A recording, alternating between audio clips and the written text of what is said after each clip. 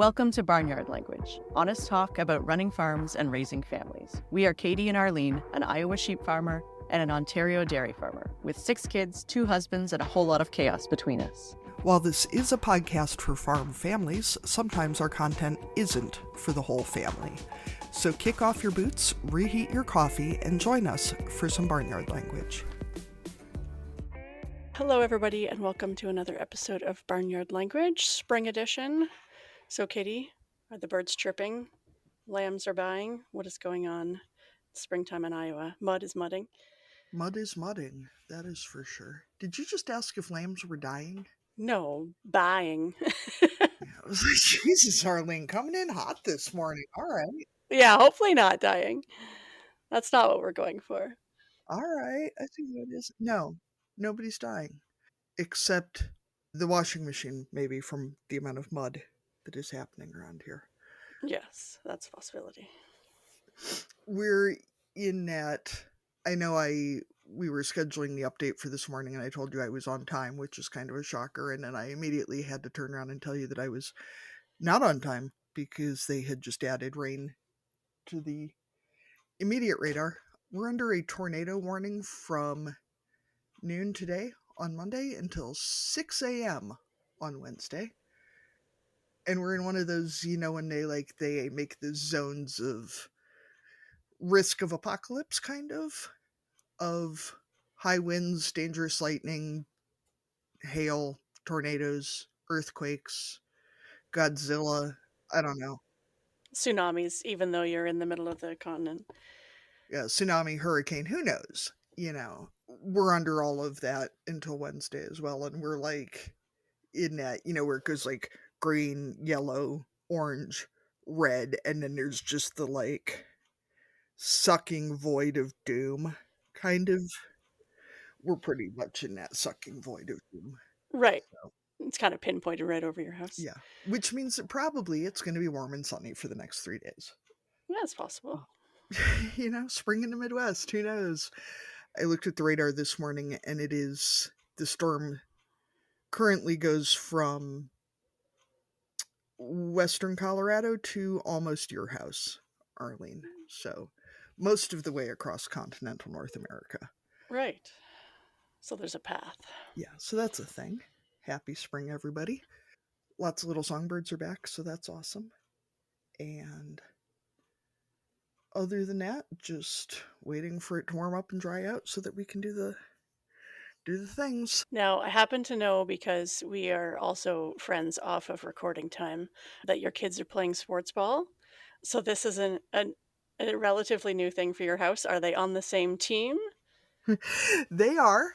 Well, that's helpful. That makes things more efficient. Yeah, they were not initially on the same team, and I declared that although I love my babies more than heaven and earth, I do not love them enough to go to 4 hours of soccer a week. 2 hours, yes. 4 hours on two different days now, because they were supposed to have practices 2 different days and then the games on Saturday, and that's just not going to happen, especially not during spring planting. So we got them on the same team. This is the first sports ball we've done. Well, I will say that you're lucky that you're in a place where they mix genders and that they take parent requests. So that's pretty lucky, because not everybody gets those options. That is true. Soccer is, especially because of the diversity of our community. I heard the other day that our football team has won one game in the last 5 years, our American football team. Our soccer team is very good, and soccer is taken very seriously. So despite the fact that my kids are in 1st and 2nd grade, many of their classmates have been watching and playing since they could walk. And my kids' experience of sports ball thus far is about 4 hours of practicing games. So there are many children on this team who are very, very good. And then there are my children. Who are enthusiastic, at least, maybe. Sometimes. Sure. They're there. one of them participated in the game this week. We are also navigating that, but you made a commitment. I know you don't want to, but also there's extenuating circumstances, but also you made a commitment side of things, which is, I hear you. I've been there. yeah, it's a it's a whole thing.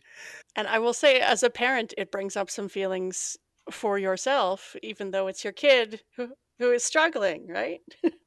I think I know how that feels. And I think as a non-athletic person myself who played soccer in what amounts to intramural in high school and found myself really enjoying it despite not being athletic, I find myself frustrated because I know that my kids would like it if they would were able to get out of their own way with regards to their feelings about being there at all. But they're also 7 and 8. So, that's its own whole thing. Thankfully, the coaches and the other parents and their teammates are all really fantastic. And what's important is that everybody is having fun, which is what I keep telling myself. Especially, and when they're not having fun, that makes it harder too. Yeah, so it's a whole thing. I hear you. Arlene, how are things at your place? Everybody there having fun? Anybody there having fun? Yeah, yeah. I mean, obviously, it depends on the day and the hour of the day. I will say, I don't think you can hear it at this moment, but there is a mini excavator outside my window digging up part of our septic system. So, anyone who lives in the country knows what that's all about. I don't really understand completely how septic systems work, but I definitely know when they're not working properly. So, hopefully, that gets fixed. I don't know if I ever mentioned on the show we had ours replaced 5 years ago now, I think. And when they dug it up, we had noticed that their front yard was often swampy and kind of stinky. When they dug up the existing collection point, it had been a 55-gallon steel drum instead of, the massive multi-thousand gallon concrete tank that it is supposed to be. And it turns out that when you bury a steel drum, it does break down, and that really limits its containment. Right. The effectiveness is not the best. Yeah. So, septic system's one of the least sexy but most important things that we deal with. That is true. That if I'm really hoping this is not a fix and not replace situation, but yeah, it's one of those things that you really don't enjoy spending money on because it's necessary, but you can't show it off to anyone. Yeah, it is. It's like the one thing that's worse than paying for a roof in terms of like flashiness per dollar. Yeah, I think at least I think a roof outweighs a few other things though. Like a furnace or, like water heat. Anything that's happening in the basement is not that glamorous or exciting. I mean, I suppose you could bring someone down there and show them your new furnace if you had to, but yeah, anything that's underground or in the basement or utility room is lower. It is kind of a good. I'm trying to come up with a better alternative for tribe, but it's sort of a good litmus test for who your people are. That if you say, we got our electrical redone, and people look enthusiastic instead of puzzled by why you've brought this up, because so often the electrical work or roofing or heating, whatever, is only really obvious when it hasn't been done and your front yard is full of sewage and your house is on fire. That is fairly obvious, yes. Yeah. Yeah. So, anyway, mini excavator. Yes, that's right. Yeah, so that's happening outside. I think I mentioned last week the 4-H heifers are starting to move over to their summer accommodations. So there's a lot of excitement around that. There has been some escaping, which leads to the excitement, but they are getting used to their new situation, and we are learning where the weak points in the fences are. So that's great.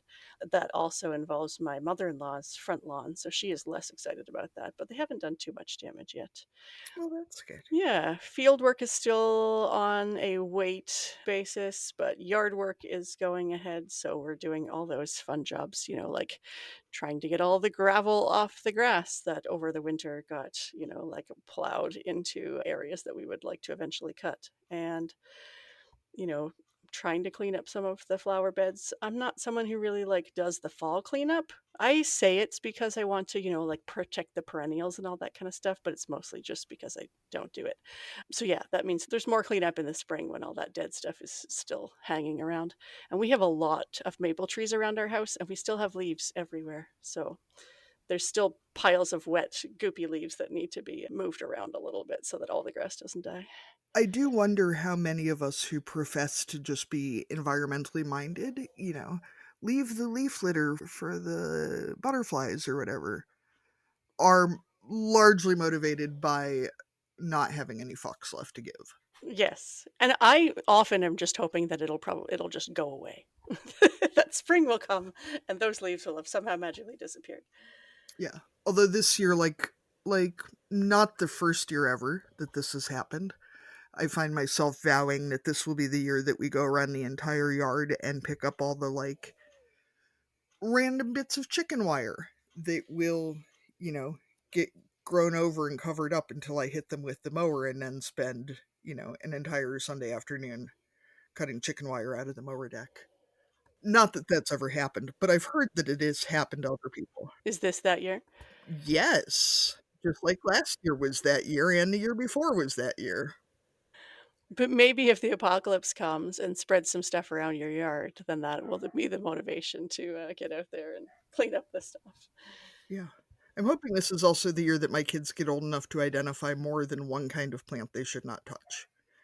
Because they've been pretty good about the Canada thistle, but the stinging nettles is still a challenge. Those are a tricky one. Now I'm confused. I don't think I even know what a Canada thistle is. Well, you probably just call them thistle the same way you just call them geese. Yeah, probably. No, we do call those Canada geese, but I've never called anything a Canada thistle. So now I'm going to Google that when we get off. Maybe you call it Aussie thistle? Maybe. We have Scotch thistles, but that might be a different thing. Anyway, more cross border communication issues. Oh, and on that note, I asked Katie the other day if she knew that there was a federal election here in Canada, and she laughed at me. So, all of you Canadians, I know you're going out to vote today, or maybe you already have in advance polls.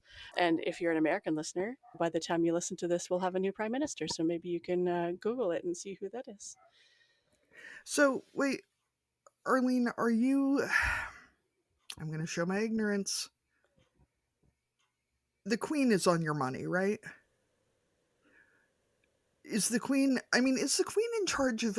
Well, I guess the King now. Is the monarchy in charge of anything anywhere besides drama? Technically, technically, the monarch is still the head of state, and we have a governor general who reports to the king. So the way that basically works around elections is the prime minister, goes over to the governor general's residence and is like, hey, we're going to call an election. And the governor general's like, okay, sounds good, is my very technical understanding of it. So yes, the governor general is in charge of some things, but in kind of like in the UK, it's more ceremonial and they are not allowed to be partisan. So they don't really make any decisions per se, but they will, kind of give you their blessing. I don't think that's the way to describe it, but that's how I kind of understand the monarchy part. I will say, and I understand that this is going to sound tremendously un American, but part of me feels like it might be good for our country to not let figureheads have any actual power. Just saying, slap their face on some shit, maybe write some gossip columns about them, and then find some people who are actually qualified to do things to do things. To do things. I think maybe that would be a choice that we should look into. That's an option for sure. Yeah. And Canadian listeners, I guess it's going to be too late by the time you hear this, but this is your reminder that if you don't vote, you don't get to bitch about the outcome. So, There. That's Katie's political view. unless I don't know how it is in Canada, but the government here takes away people's right to vote on a pretty regular basis. So let me rephrase that to if you maintain your right to vote and you don't do it, then you can't bitch. Right. Yes. Yeah. If you have the right to vote and you choose not to, that is a whole different thing. Yes. If it's your own damn fault that you didn't vote, then that's on you. How's that? Here, Katie's political views in a nutshell. Yes. All right. On that note, why don't we go ahead and introduce our guest for the week? Sounds good. Today, we are excited to be talking to Katie Olthoff, who is joining us from the other Katie's home state of Iowa. I'm not sure how we're going to tell them apart today, but if you're a regular listener, you know their voices. So we'll just do it that way. So, guest Katie, we always start our interviews with the same question, and this is your intro to our listeners. So we're going to ask you, as usual, what are you growing? All right. So on our farm, we primarily are growing turkeys. We raise about 200,000 turkeys a year commercially. We are also growing mini Herefords. So we are in the very flat area of Iowa where it is hard to find pasture land. So we have 2 whole acres fenced in. We wanted to have cattle for our kids, and so we decided to go with some minis. And that has been a lot of fun for us, although we end up with mini steaks, but that's a whole side conversation there. But are they really cute? They're so cute. Oh my gosh, they're so cute. I always say that everybody should be able to look out their window and see cows. Like they're just so beautiful out there, especially right now as the grass is starting to green up and everything. We have over the years, we have raised bottle calves, like Angus bottle calves, so larger full size ones, right? We've raised bottle lambs, we've raised bottle goats, and our kids did some Clover Kids 4-H type things, but none of them really wanted to stick with it. So now we just have our mini Herefords. And that's it for animals. Then I mentioned our kids. We have 3 kids. They are 17, 14, and 8. And then my husband, of course, farms full time. He does not farm row crops like most farmers in Iowa do. His father does, and his dad farms the land directly surrounding our acreage. So that works out pretty well. And my husband helps a little bit, but it's never been a huge interest of his. And then my days are spent growing my business called ChopLocal. And then the arm of it that I really enjoy is called ChopLocal University.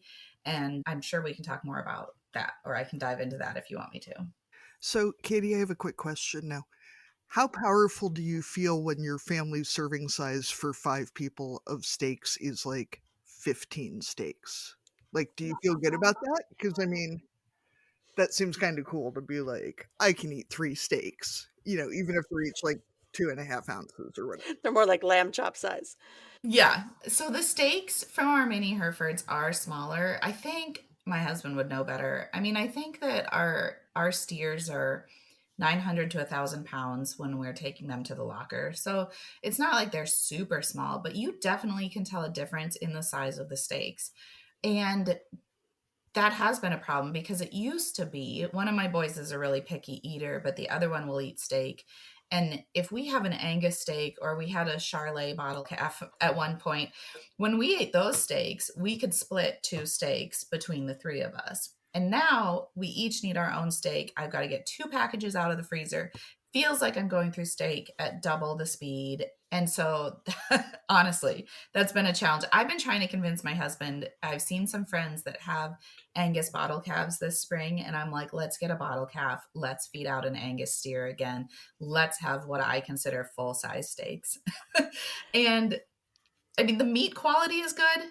It's just the serving sizes are too small for where our family is right now. I think you went in both directions, right? Your kids got bigger and your cows got smaller. So that combination of things is tricky. So I don't know a ton about turkeys, but I do know that for most people doing commercial production, they can fit in a few cycles of birds in a year, right? So you said 200,000 in a year. So how many rounds of turkeys that is, and what does that look like in terms of barns and that kind of stuff? Yep. So we have two main sites. One of them was my husband's grandfather's site. I think he started raising turkeys in 1957 and built barns. I can't remember the years now, but sometime between then and now, he built barns. He has three barns that hold 8,000 each. So he'll start 8,000 in the brooder, they'll move to the intermediate, then they'll move to the finisher barn. Each barn is progressively larger to give them more space. And in the meantime, he can start 8,000 more in the brooder house. Okay. Our barns, we built our barns when our oldest was a baby. So 16 years ago is when we put our first flock in. And at the time, we were starting about 20,000 birds in one flock. Honestly, the birds have continued to get larger at their finishing weight in the last 15 years. And so now I think we start closer to 18,000 just so they have enough room when they get bigger. But it's the same idea. We get them into the brooder house, they stay there for a few weeks. That building is a lot warmer, really important to keep them really turkeys especially really warm when they first start out, and then they go to one of our two finisher sites. So it takes about 6 months to grow them out, but we can run about 5.5 to 6 cycles a year with the way that it works out moving them. How much of a rest period do you have to have and clean out kind of between each cycle, or is that a fairly quick turnaround? Or Yeah, I think we have about 2 weeks. It feels very quick. You would think that when we didn't have birds in the barns, it would feel like that was like a less stressful time or, more downtime, but it is a very quick turnaround. So there's no rest there. yeah, that's right. Do you stagger the barns then, Katie, or is it all in, all out at the same time? So it's all staggered. If you guys could see, you guys can see me doing my hand actions. Your listeners can't, but so we'll get a flock into the brooder house, and then 5 to 6 weeks later, we have a set of finishers to the west. That's two barns to the west, and the flock will go to that set of finishers. They will stay there for another like 14 weeks. And then in the meantime, we've got 2 weeks to clean out. We get a new flock into the brooder house, and then that flock will go to the finishers to the east for 14 weeks. By that point, the ones in the west are going to market, and it just keeps going and going and going. So I think it's something that a lot of non-ag folks miss, and some ag folks as well, is that in modern, larger scale commercial ag, it is very uncommon. I think people have this vision that, like, a cow is born on the pasture, it stays on the pasture forever, and then at some point it magically becomes steaks. And, whether you've got birds or like the woman we talked to with the crickets or piglets or whatever, like there's a lot of logistics about, and even more so if you're doing row crops or God forbid dairy cattle. Sorry, Arlene. There's a lot of moving pieces, literally and figuratively, in an operation. And I think it's something we would do well to call out more, is the math and the science and the just art of getting everybody where they need to go. the logistics is a huge piece. One of the challenges is that, like, when we move turkeys, we need help at that time. And so finding people that have a flexible schedule that also can work, in a turkey barn like that has not always been easy for us. The logistics piece. The other piece is at different stages of these animals' development, they need different things. Like I said, the baby turkeys need to be very, very warm all the time. It's spring when we're recording this. I'm seeing in the Facebook groups people who are getting turkey poults. They're called poults, not chicks, but are saying, especially people who've never raised them before, I'm doing it just like I did with my chicks and they're all dying. And I'm like, yep, that's it's not the same, it's different. They need to be very warm, they need several different things. And then when they move to the finishers, they need a lot more space, they need cooling. And so it's really hard to raise your animals, I think, in one location from start to finish too, and that's why those logistics become so important. There's also a ton more technology in our barns than I thought there would be, and not just technology from the standpoint of sensors and alarms and computer related things, but technology as far as the engineering and airflow and ventilation and litter and when should you turn the lights on and turn them off and what level should the lights be and all of these things that like I didn't grow up on a farm. I didn't have any experience with any of this type of stuff. And it's been super interesting for me to learn over the years. So I have two more questions. Where my mom grew up in Ohio, there's a lot of turkeys, West Central Ohio. I'm going to say this as someone who's raised hogs and sheep and cattle. Are turkeys actually the smelliest animals on God's green earth, or is that just like No, you know what they smell like? money? Money. No. Money. They smell like money. That's what they smell like. I think that the manure smells like a breastfed baby diaper. You know that sweet breastfed, you know what I'm talking about? Yep. Yeah, I'm nodding. Yeah, I know what you mean. Yes, that's what I smell a lot of times in our turkey manure. And it will smell sometimes. I don't think it's nearly as bad as hogs. I have friends who, in Iowa, we're surrounded by hogs too. I don't think the smell is nearly as bad. It doesn't seem to permeate the clothing and the skin the same way that hog smell does. Although there are times when my husband comes in for lunch and I'm like, you are not sitting on my furniture like that. Like you sit on a hard chair and that's And maybe we can just bring the food out onto the porch. That'd be fine too. Yeah. yeah, like maybe stay a little bit farther away. Yeah, but I am not, I mean, I work from home. I'm home all day, every day. I am not one of those farm wives that is feeding my husband. Like he comes in and he is responsible for his lunch. And that's the way it's always going to be. Well, maybe not always. Maybe when we're empty nesters and things are different. But at least for now, he can feed himself. I mean, the man is 42 years old or something like that. So Speaking of ventilation, how do you guys protect your own respiratory health? I know working with birds can be hard on the lungs, as can hogs and really pretty much anything else. But yeah, that's a really good question. I will just let me put this out here that I just avoid going out there at all. I'm not you, Katie. I'm not out feeding animals. And yeah, no. My husband will wear a respirator especially when they are loading out turkeys or moving turkeys when it really stirs up the dust in there. But his dad actually took part in a study from Iowa State University. I think it's been a couple decades ago, where they would measure, I don't know exactly how it worked, but they were measuring the impact on his lungs before and after he went into chore and that type of thing. And they found that actually the turkey barns had much lower impact on his lungs than, say, what they found with hogs. So I would say it's not been a super high concern for us. I thought you were going to ask about biosecurity. That's a bigger concern for us, but we haven't really worried too much about the lung health, I guess. Maybe someday that'll come back to bite us, but so far so good. well, and it sounds like if he's aware of it and wearing a respirator during at least the worst parts of it, and your barns are well ventilated, he's already ahead of a lot of people over the years and a lot of folks in a lot of places. So. Yeah.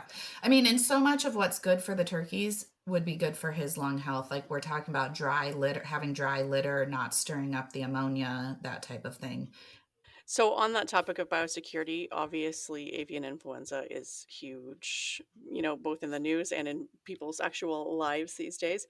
And so, what kinds of things are you guys doing, and what are the risk factors that you have to mitigate? Yeah. So just, I'll tell you a story. Backing up, I used to do a lot of what we'd call advocating, advocacy, talking about ag, talking about our farm and things like that. And we actually had a photographer out to the farm one day in April of 2015. He took family photos in the turkey barns and that kind of thing. And the next day was the first case of bird flu in the Midwest. That was April 13th, 2015. So 10 years ago, just by a few days as of when we're recording this. We have not had a visitor in our barns since then.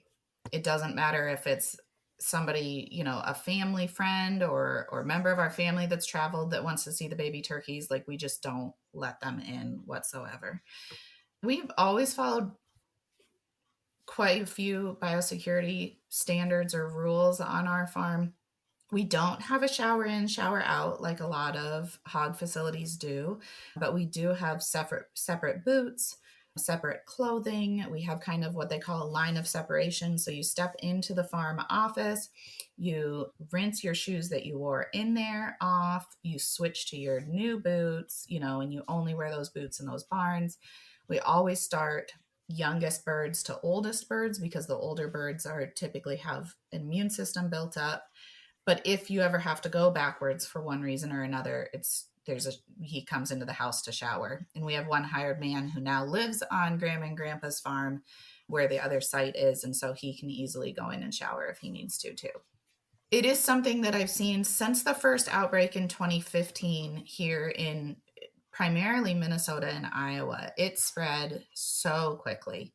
Now, what we've seen in the last couple of years of outbreaks in the Midwest is we're still getting it in the Midwest in some commercial operations, but it's not spreading the way that it was. And so we really think that that has to do with the way that our farmers in this area have stepped up their biosecurity and learned how important it is.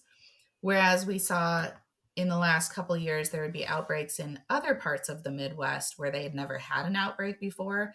And it felt like it was a wake-up call to those farmers because you would see it spread farm to farm locally pretty quickly. And we weren't having that problem. So I guess that's pretty anecdotal, but to me, it's evidence that like our biosecurity has stepped up. It is working better. So I do have some friends that have done some really creative things. Like if they have farm ponds, they've got lasers shooting across the top of their farm ponds to keep birds away. I don't know how well that's working. But probably looks really cool. So, I mean, it's worth it just for that. It's a cool concept anyway, right? It's like a Christmas light show all the time. Yeah, I haven't seen it. We need to get some video of this. So when it comes to the actual processing and marketing of turkeys, are you guys doing any of that, or are you contracted out to someone else? Sort of contracted out. We're actually part of a cooperative, a turkey farmers cooperative that owns a processing plant. So we are part owners in our plant. Our plant does harvest of turkeys and further processing of almost every protein. We do a lot of lunch meat. That's kind of our specialty. And so chances are you have probably had lunch meat that came out of our plant or from.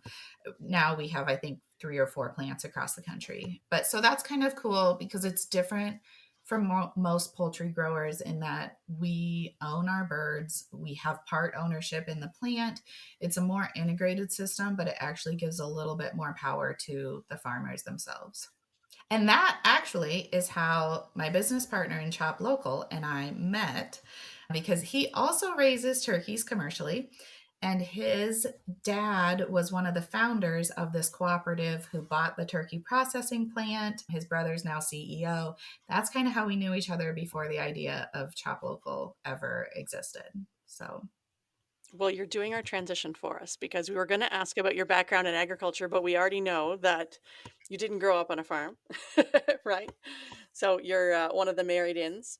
So yeah, tell us more about ChopLocal and what you're doing and how it helps people on farms. So more backstory, because I can't tell a short story if you haven't figured that out already. So 2015, when that first case of bird flu hit the Midwest, I was mostly a stay-at-home mom. I sold some vintage junk on the side. I did a little pop-up things at a friend's farm, but mostly a stay-at-home mom. I was a teacher for a few years, but at that point, like I mentioned, my husband doesn't raise row crops. Turkeys were our only source of income. I was working part-time for the Iowa Turkey Federation, but that's when we decided we probably needed to diversify our income. We probably needed a little safety net of me having a full-time job with benefits.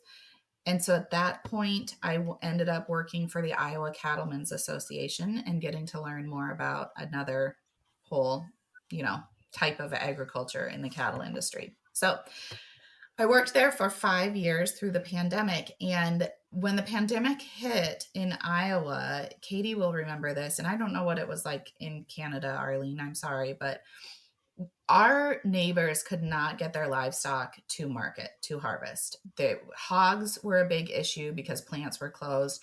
Cattle, people just kept them on feed and they kept losing money daily because they were getting so big, and but you couldn't get them sold. And at the same time, grocery store shelves were missing meat, literally, like people were clearing it out. That's when we stopped doing farmers markets because the locker we were using, and God love them, they were busting ass, but there's only so much capacity they have.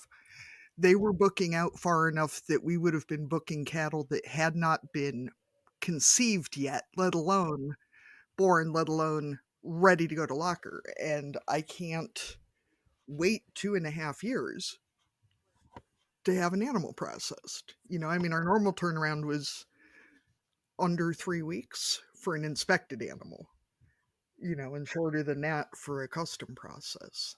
I didn't realize that you did farmers markets with meat. Yep, several years.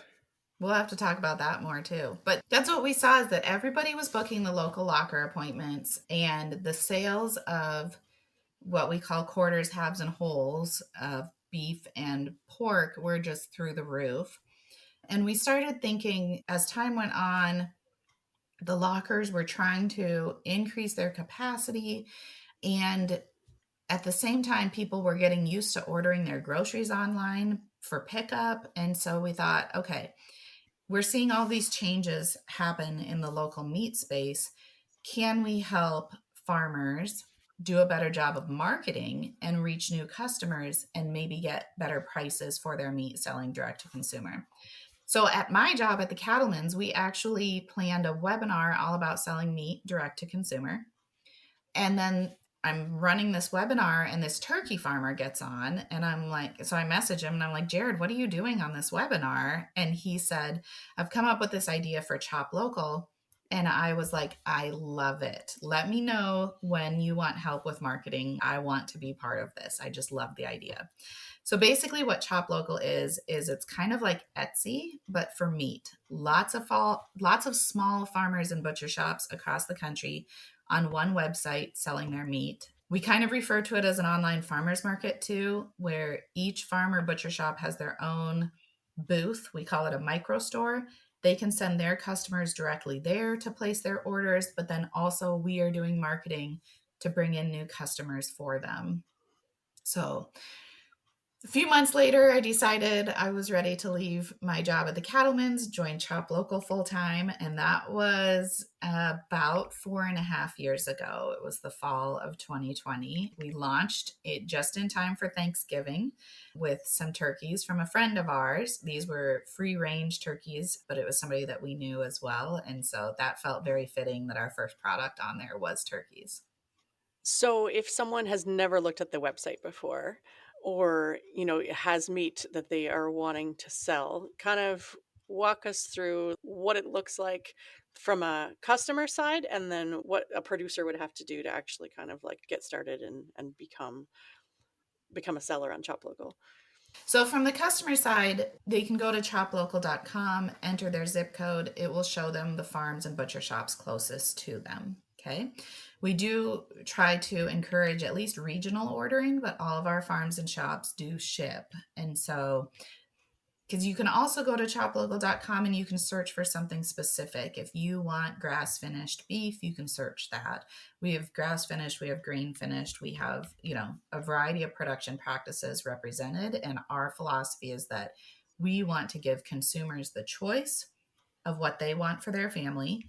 But we really, really love it when they support farmers and small butcher shops, or small, we call them lockers in the Midwest, small meat processors directly, because we know that makes such a big impact on our rural economies and those farm families, those small businesses. So on the flip side, let's say Katie's family wanted to sell their meat on ChopLocal and she had a customer base from the farmers market that already knows her.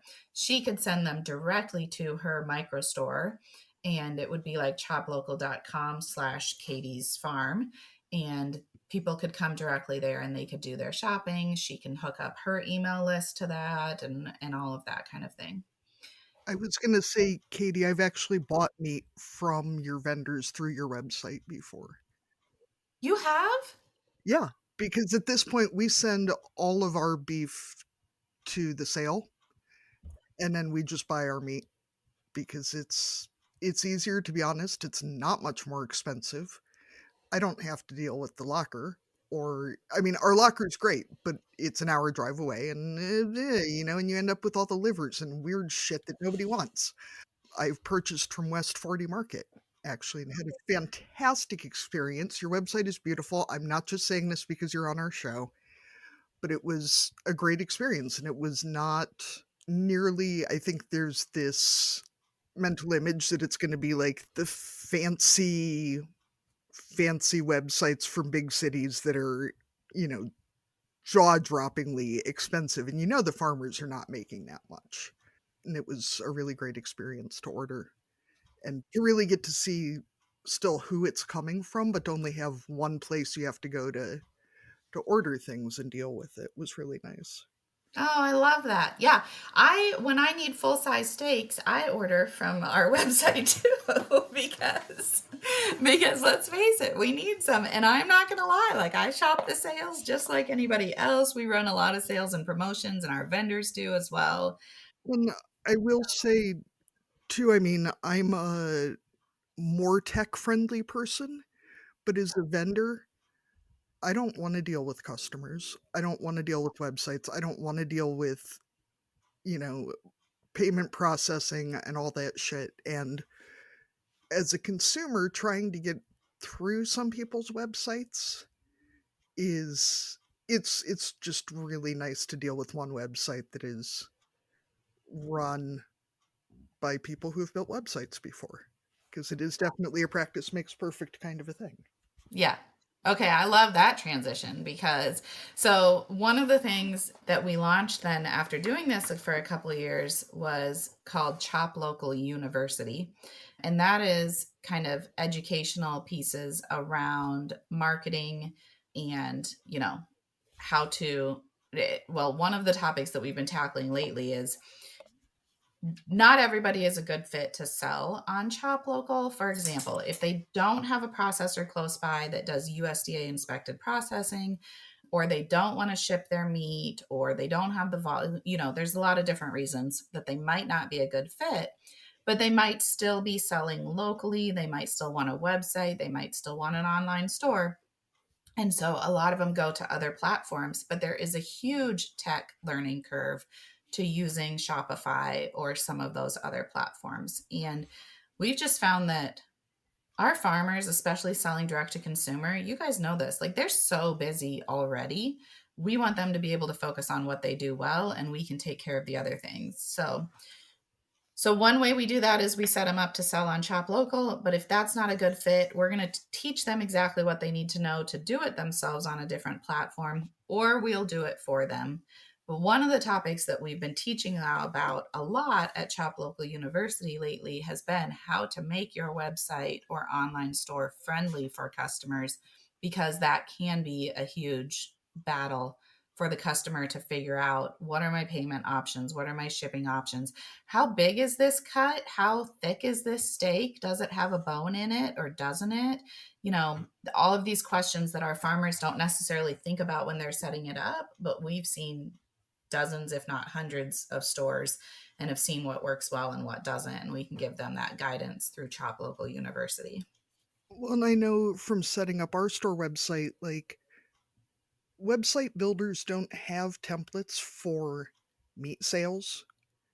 Their customer service doesn't know jack shit about meat sales. There's just a lot of things where having that more specific knowledge can be really helpful and really a time saver in not having issues. And I know part of why we ordered from West 40 was that, when you buy a quarter or a half or a whole, like, you end up with a lot of random stuff. And I mean, we have chest freezers to handle that much, but your average consumer cannot take 500 pounds of beef. Like that's not a thing that most people can just, you're talking folks with fridge freezers, not with, we've got 5 deep freezes because we're those people, And I mean, that's hard for us to think about. And it's hard for farmers to think about what does it look like for somebody buying meat if they live in an apartment, because we are used to having a freezer full of meat and you pull out whatever you need whenever you need it. And then, yeah, we're used to getting those weird things that are left at the end that you have to figure out what to do with it. So this way, by offering the retail cuts, most of our farms do offer quarters and halves or wholes, but offering the retail cuts means people can try it at a smaller level and they can also pick what's perfect for their family, not and instead of making a huge investment in a big chunk of meat that they have nowhere to store and might not eat. Well, and I think that's a lot of it too, for us, like now we buy from a local farm, but your average family is not used to or necessarily in a position to, not even from a storage standpoint, but to drop $600 on hamburger at one go. Where if that's normal for you and you have somewhere to put that much, awesome, good for everybody. But I've heard that a lot of people do not buy, a freezer full of meat at once. I've heard. No, for sure. We see people looking at just to give you an idea, I think the average order value for shipping, so the average size of an order for shipping is around $150 on ChopLocal. That's nowhere near a quarter of beef, right? I know. And the other thing is, like, not growing up on a farm, I had never filled out a cut sheet before. I know a few years ago when I was working at the Cattlemen's Association, we bought a quarter of beef for the first time before we were raising our own. I'd never done a cut sheet. It was super intimidating to me, especially, not knowing some of the cuts like short ribs. I didn't know what to get. And then it felt like I'd made mistakes afterwards when I found out I didn't like short ribs. And so that can be really tricky too. Can be a barrier for sure. So when we're talking about money on the farmer side of things, you don't have to go into all the details, but what if someone was interested, what can they expect in terms of like how much the service costs if they were going to sign up? Tell us your business secrets, Katie. All of them. All the secrets. They're all the business secrets. They're going to pay us a monthly fee. It ranges from $99 to $159 a month. They also are going to pay us 1.5% commission. Okay, so that we do help deal with customers and that type of thing, and that helps cover that. If they're on the higher plans, they get all of our ChopLocal University courses and things like that for free. We run sales and promotions that are at no cost to them. Like I said, we're doing constant marketing. We actually just got a USDA grant last fall to do more marketing to bring in new customers. And so lots of benefit. And plus they get us, like, just to help them and to be part of the same discussions you and I are having, that we're having about, like, well, what do customers want and what works well? These are things that they might learn, but it might take them years to learn. Whereas we can sit down with them in an hour and say, this bundle box might not be quite right based on what we've seen in the past, and we have that experience to share with them. And they have a little team for $150 a month. And I'm assuming even the logistics of shipping beef, like then they're not having to investigate, how do I get dry ice and what kind of boxes and like what do I, how do I label it and how do I get it there quickly so that someone hasn't spent money on beef and then they have a dripping box arrive in their driveway. We have a little shipping course that's one of our most popular kind of offerings through ChopLocal University. And I'm not going to give away all the secrets here. No, you shouldn't. Yeah. The course is only $37.99, and I'm telling you, it will be worth it. If you even ship one box, it will be worth it. But we actually teach them how to do it without dry ice, because dry ice is a serious pain in the butt. So Okay, well, that's worth it right there just for the $37.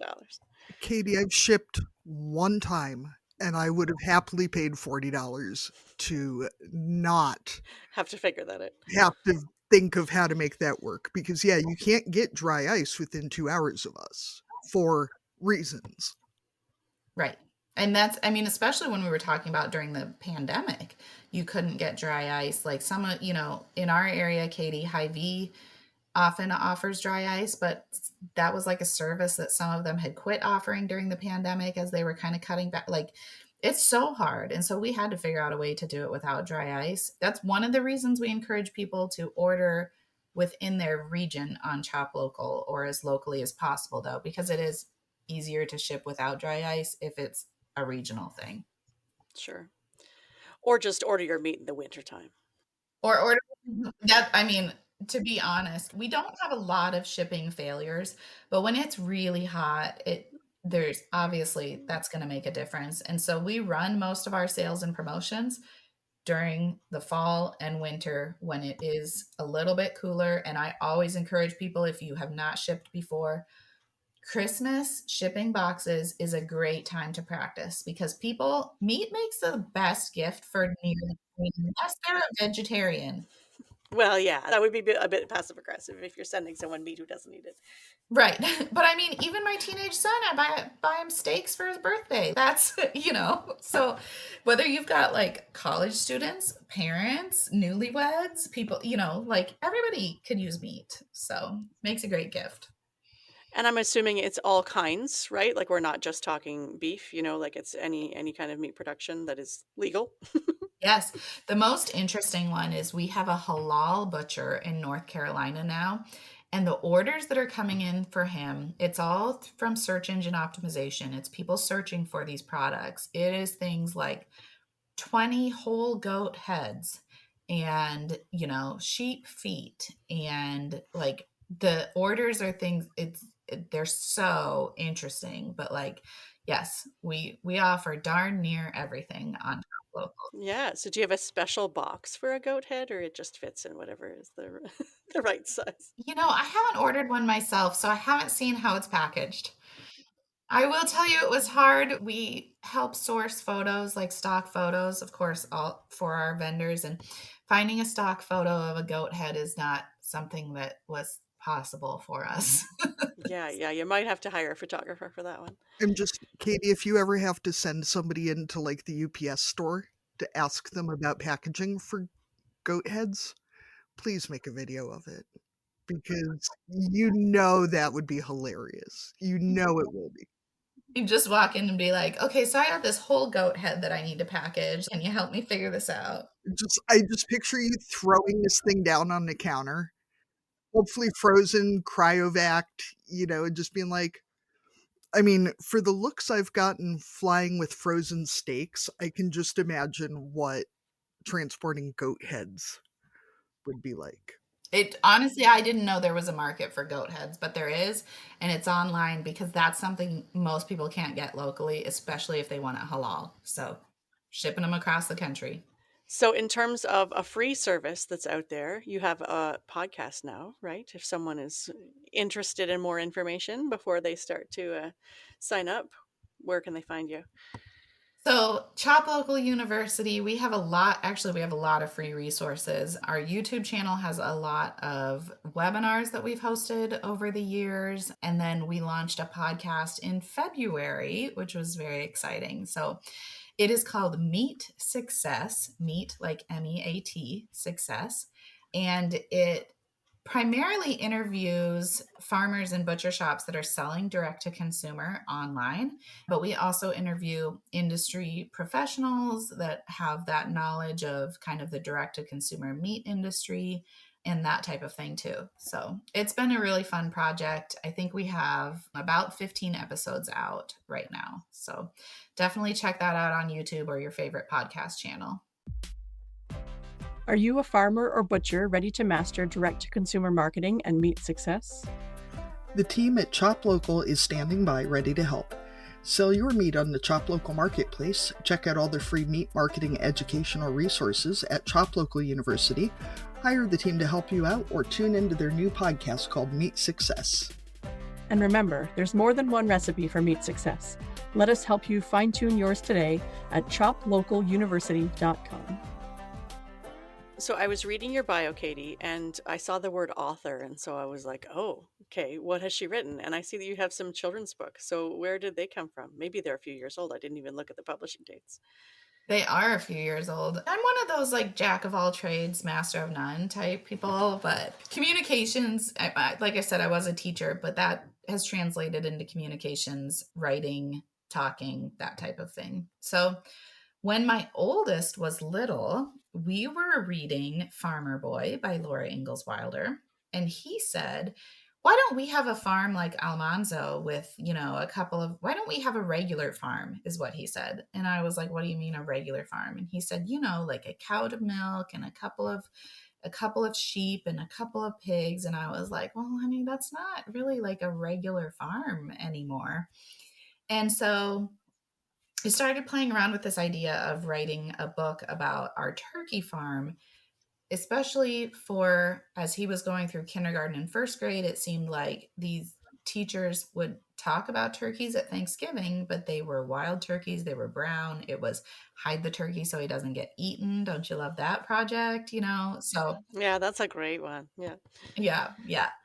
So it was about the time that I had started working for the Iowa Turkey Federation part time and got the approval to go ahead and do this book about our turkey farm. And so my oldest son is featured. It's all photos from our farm. I did not at that time think about how he might feel as a teenager, knowing that his face is on the cover of a book. He's in a book. Yeah. Yeah, they sent it to every kindergarten and first grade classroom in the state of Iowa. And so, like, he is everywhere. From there, so I did a book about our turkey farm. From there, I worked with the Iowa Ag Literacy Foundation, and I think we did 8 other books. We did pork, we did beef, we did dairy, we did apples, we did a wind farm. I know that I'm forgetting a few more, corn and soybeans. And then the corn and soybean books were actually, the rights were purchased by American Farm Bureau Federation, or the Foundation for Agriculture. And they were redone with an illustrator who was a farm boy from Iowa. So that was really fun. And so my family's corn farm and my family's soybean farm are available for purchase as well. So I really, honestly, like I said, I have a lot of interests. That lasted for a few years. I haven't done much with my children's books since then, but it was definitely a fun project. And I feel like since I didn't grow up on a farm, being able to come at it from this lens of everything that I was learning as I interviewed these farmers, it was brand new to me. And then my experience with kids helped me kind of pare it down into what was really important to them at that age level. Most of the books are written at about a 3rd grade age level is what we were shooting for, but they have some supplemental text to give more background to the teachers or the adults or older students.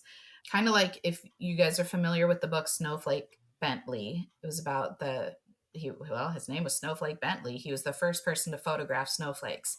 And it has kind of this 2 sets of text. One is for the kids reading it, and one is a lot more historical background for the parents or grown-ups who are really into it. So Those kind of books are so valuable though, because I mean, as farmers, we want our kids to learn about farms. What we've talked before about, like I don't know much about turkeys, but still think it would be great for my kids to know more about, we have friends who are turkey farmers, to be able to have a book that showed an accurate portrayal of what it is that they do, or to really to be able to send a book into a classroom and say, hey, Thanksgiving's coming up and we're turkey farmers, here's a resource that I think would be helpful. And if you have any questions, you can, ask me, or, check those links, because so often teachers don't have any ag background and they're not trying to, obviously as educators, they want to teach our kids well, but sometimes as parents, we can kind of guide our educators a little bit and say, hey, maybe the resources that you have found aren't the best, but maybe check this one out instead. Or if you get the chance to read in your kid's classroom or something like that, then that could be the one that you bring in, and then you could answer the questions. I was just going to say there's lesson plans that go along with all these books. I didn't make those. The Ag in the Classroom or Iowa Ag Literacy Foundation people did. So if people are listening, reach out to Iowa Ag Literacy Foundation, because you may be able to get these books, or at least a PDF of them with lesson plans to use in classrooms. And yeah, I think it's been a very useful resource from everything I've heard. I wanted to interject too, because I found this out recently and I thought it was very affirming, that the second part of the quote about a jack of all trades is a master of none is but oftentimes better than a master of one, because they're saying having a breadth of knowledge is usually better than having mastery of one thing and no knowledge of anything else. So I am sticking up for that, because that jack of all trades, master of none is so often used as a really negative thing. And I think including the second part of the quote really changes how it sounds, as someone who is also a jack of all trades. I appreciate that. I was voted most likely to be on Who Wants to Be a Millionaire in my senior class because of my random knowledge about different things. But I think you guys are aware of this, but I also have ADHD. And once I was diagnosed at the ripe old age of 36, it all started to make sense. Like, I've had so many different hyper focuses that I get really interested in throughout my life. And that is partly how I became that jack of all trades. So I could probably talk for a while about a lot of different things if, given the opportunity. I was diagnosed at 40, and it definitely explains some things. Yeah. Isn't that so interesting? You look back and you're like, oh, that's why that period of my life was like that, or that's why I do this the way that I do, that type of thing. Plus, when you can tell people that it's your neurologically required special interest rather than just this weird thing that I know a lot about, somehow it is more acceptable. So, Yes. Yes, definitely. okay, so we usually end up asking guests about the first time they became parents. And how did that go for you? You said your oldest is 17? Is that right? 17. Okay, so maybe this is the impulsivity part of the ADHD, but one of my friends from high school got knocked up. And my husband and I, and by knocked up, I mean she was in a serious relationship, and then she got engaged, but the timeline's kind of fuzzy about whether she got engaged before or after she found out she was pregnant, type of a thing. And it was my first year teaching. We'd been married for about a year. And I said to my husband, I was like, well, if she can have a baby, we can have a baby. Let's have a baby. Why think it through? Just do this. Yeah. Yeah. If we do it right now, I can have a baby in the summer, and that's perfect. And that's exactly what happened. And I had a summer baby. I did not find out what I was having, though. Katie, I feel like this might be a little more, I don't want to say acceptable, but understandable to a lot of folks if your friend had gotten a dog and you had said, if they can get a dog, we can get a dog, as opposed to we could make a whole person. We could make a no. You guys tell me if you think you agree with this. But especially for first-time parents, you don't think about the fact that you're creating a whole person that's going to be 17 one day. You think about creating a baby and what the first year of that baby, maybe the first 3 years of that baby's life are going to be like, but you're not thinking about the rest of it. Like, you'll figure that out when it gets there, right? I think if we had any idea what we were getting into, nobody would ever have kids. No. No, there's no way. I have a good friend right now who is pregnant with her first, and she's been very, very sick. And I just keep thinking, you have no idea. Yeah, I know you're miserable, but right now, but like someday you will have teenagers. And I just keep thinking what you are going through right now, this constant reminder, this constant stress that is on you every moment of the day because you feel nauseated every moment of the day. Like, that's really highly unlikely to ever go away. It might change, but there's always going to be an element of that stress and your children affecting it. Yeah. It might not be nausea, but it'll be somewhere else in your body. Yeah. It'll be something else stressful and uncomfortable. Like the kids just keep causing vomiting because you go from hormones to germs to stress, as far as what they're giving you. I know we've talked for a while already, but my kids are also neurodivergent. We have, between the three of them, we have 3 with ADHD, at least 2 with depression, at least 2 with anxiety, 1 diagnosed with autism, and probably 1 or 2 more.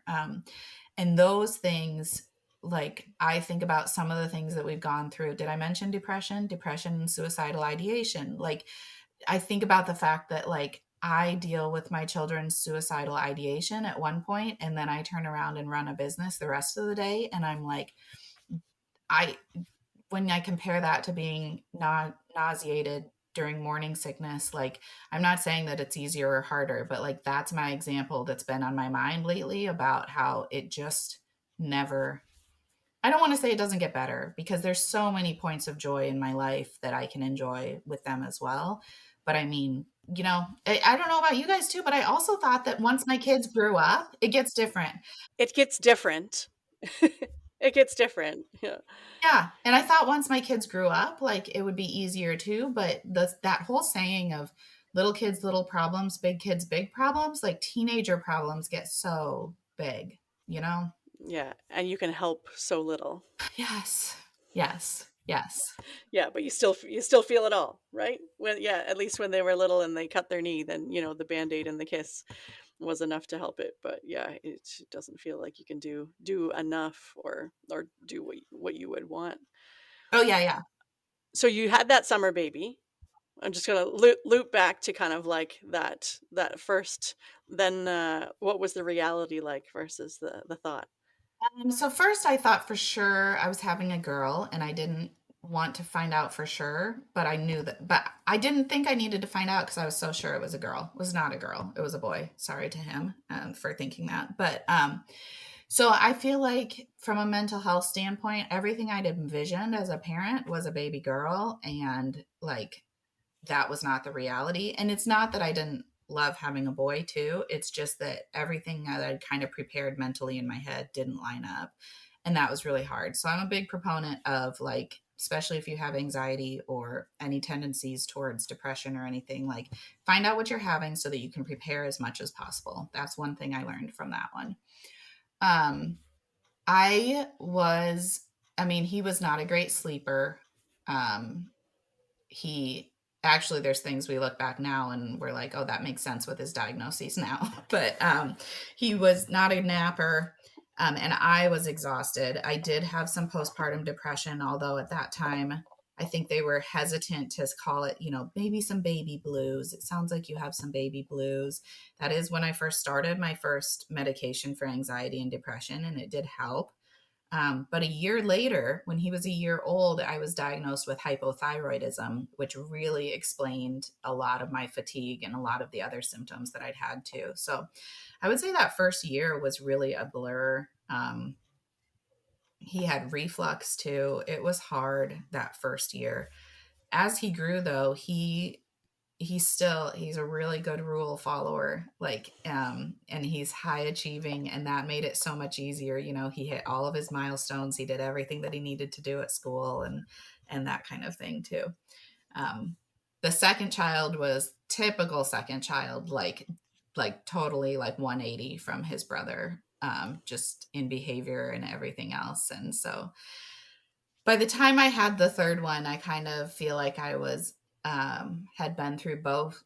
I've been through enough different experiences parenting those young ones that she wasn't quite as surprising. But I will tell you, babies were hard for me. There's just a lot that obviously they need a lot, and that was really hard for me. So So you already mentioned the fact that your kids have a variety of neurodiversities. There are some people who feel hesitant in terms of getting diagnoses or actually, not seeking out treatment necessarily, but often, you need the diagnosis so you can get the help for your kid. So what would you say to someone who's maybe, like wondering if something's going on with their, especially younger kids where you're not really sure what's going on yet?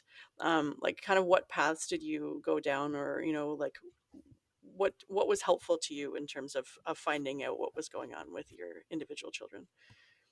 So it's been different with all three of them. One of them was really had earlier intervention because they just had more needs, and had a much earlier diagnosis because my barometer, I guess, or my measurement tool has always been like, how much is it affecting their everyday life and their ability to do things that other children are doing? And I know like we don't want to compare, but like when one of my children missed a family Christmas gathering because they sat in a corner under the blanket the whole time because they were completely overwhelmed by the noise and the people and the things like that, I thought, nope, my kids should be able to enjoy a family Christmas gathering. Like, that's something that I want for them as a normal childhood experience.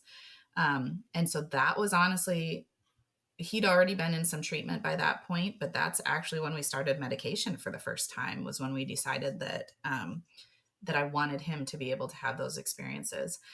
And it's been different for one of my kids. Obviously, for one of my kids, it wasn't until middle school that it became a bigger barrier to normal quote, doing my air quotes, normal childhood activities or development or that type of thing. So I guess that's just always been my barometer. Is it keeping them from doing things that they would otherwise love because it relates to a special interest, or is it keeping them from doing things that would be really good for them in other ways? Like if it's keeping them from doing organized sports, for example, but at the same time, the physical activity would help them with their anxiety and help them with their, maybe help them with their sensory needs. Like that's what I'm weighing as a parent to determine what is best for them. I will say that, medication has been a lifesaver for our family.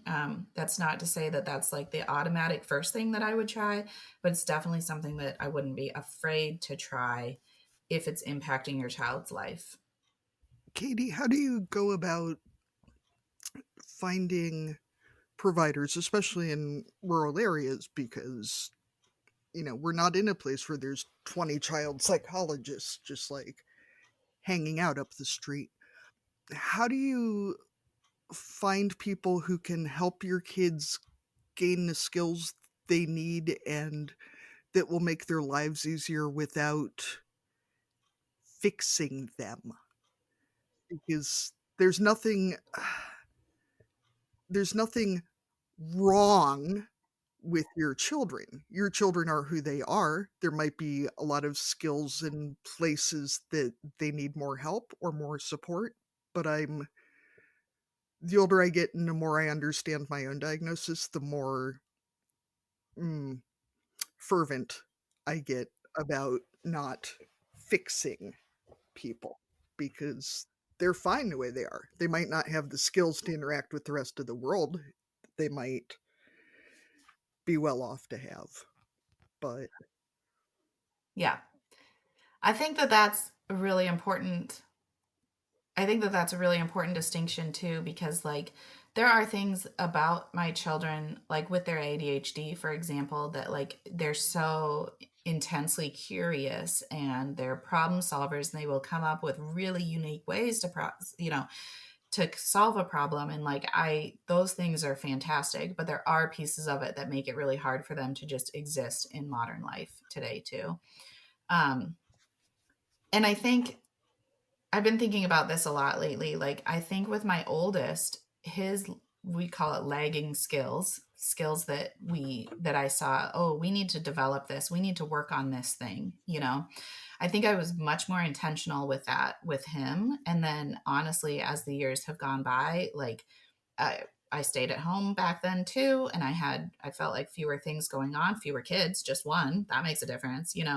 And now I feel like by the time my third one, I'm kind of like, oh, I don't want to say lazy. I think I've gotten burnt out is what it is. And there's a difference there. But like, I haven't been as intentional about teaching her some of the lagging skills that she needs. And I will say that modeling the skills that you want to see in your children or the behaviors. Katie's making a face because it's super freaking hard to model those skills when you yourself are neurodivergent, which let me tell you every day, like that's I was telling a friend, I rarely drink because if I have alcohol, my inhibitions go down and I no longer can control myself in a modeling patient way that I want to. I lose my patience and I yell at my kids. That's what happens if I have a drink. Okay. So like that's anyway. it feels like being asked to teach my kids to speak Chinese. I don't fucking speak Chinese. Like, it would be great if they learned to speak Chinese, but they're not going to learn it from me. But I should model how to theoretically to speak Chinese, and then hopefully they will learn it somewhere else. Like, I don't know anything about this. Maybe that's not it though, Katie. Maybe you model learning new things every day, and like mom is working on learning these things and doing these things more consistently, and child, you are going to work on learning Chinese and here are your resources, and I'm going to model how to find the resources, or I'm going to, I don't know, like that sounds really nice in my head, right? Yeah. Well, even yeah, but even modeling asking for help, like that's a thing, right? This is a skill I don't have, so I'm going to ask someone else to help me with it. That's a thing you can do. And I will say things like, mommy has a really hard time sorting through things and getting rid of things, and I like to keep them all, but that's really making my space really messy, which also is a hard thing for me. So, like, I'm going to work on this. Is there any, could we take this basket and you could work on it in this basket too? Like, I try to be very open with my kids about my own challenges. I do feel like, and I feel a lot better now, both of you, thank you, because I do try to model that curiosity and engagement, and showing them how to find answers and showing them how to know if the answers they find are more likely to be correct or more likely to be bullshit, because it's getting easier and easier in our world to put out an opinion and call it a fact. Um, and I'm trying to model a lot of, asking for help, and that being an admirable thing to do, to ask for help when we need it, and to learn new things and to struggle with stuff. Because I think so often kids are shown adults that already know what the hell's going on. And if you're the person who doesn't know what the hell's going on, it's really tough to walk into a world full of people who seem like they know what's happening and admit that you don't. Yeah, or as adults, we stop trying to do the things we don't know how to do, right? Because it's embarrassing, it's uncomfortable, and so yeah, like that piece of trying and learning new things, yeah, that's where some of that adult perception of mastery comes from, is that we maybe stick to the things that feel safe and comfortable and we know how to do already, and we don't put ourselves out there for the other stuff. Absolutely. So, like, one of the things, being open, we are talking a little bit about being open with our own challenges and letting people know that we don't have it all together. Like, I think that has been one of the ways that's helped me find providers, is by talking to people that I trust about the challenges that we're facing. Um, because it's really hard to just like Google and find the right person. I'm kind of lucky in that, because I was a teacher, I had friends, one of my kids was in speech therapy and I knew the speech therapist first. So like I called and said, "Hey, do you think that we should do speech therapy? Like, what are the steps here?" And they could walk me through it because I had those connections. But then also I try to be respectful of my kids' privacy, and I'm trying really hard in this podcast to not give away who I'm talking about, that type of thing. Not that I think they'll ever probably listen to it, but um, one of my children is very open about his challenges. And so I do talk about that on social media and have shared resources with other parents that way. We are lucky that we have, actually, I used to work at an after school program when I was in college, and this organization also has therapy and counseling for kids. And it's a nonprofit, and we have a telehealth provider that manages the medication. She's actually from Florida. We love her. She has ADHD. She manages my medication now. And she's been with our family for 8 years now, something like that. And so um, I love that we have these options for telehealth now. I will be honest, we have not found a therapist to provide counseling that has worked for our children, though, and that is still a challenge. Our school has one that comes into the school, but my child that this therapist is seeing is pretty good at masking and not great at with the ADHD. It's very in the moment. It's not, "Oh yeah, I was having suicidal ideation a couple nights ago. Can we talk about what I should do then?" It's very much like, "I'm in a good mood today. and move on. And so I feel like they haven't been able to get very deep or help with some of the issues that we need to discuss. And I'm not there because it's at school, so I can't bring up those things. So that's been a challenge too. I don't feel like I've unlocked that completely yet. So you mentioned suicidal ideation, and as a parent who's also trying to protect my kids' privacy, that's just something that has been part of our home life at times as well. Are you willing to talk about how you support your child, but also, I guess I'm coming from this from a personal perspective, also look after your own mental health when you hear your child say those things?